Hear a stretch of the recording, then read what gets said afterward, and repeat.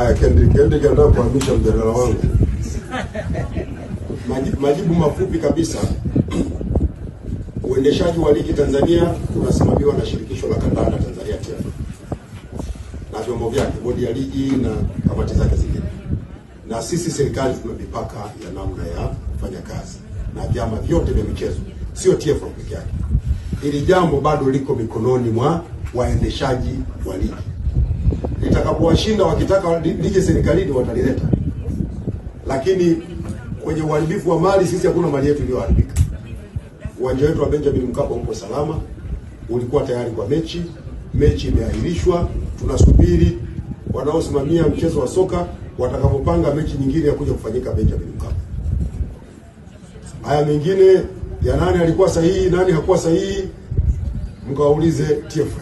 Wao ndio watakuwa na majibu na jambo hili, lakini sisi kwa sasa serikalini bado tunaona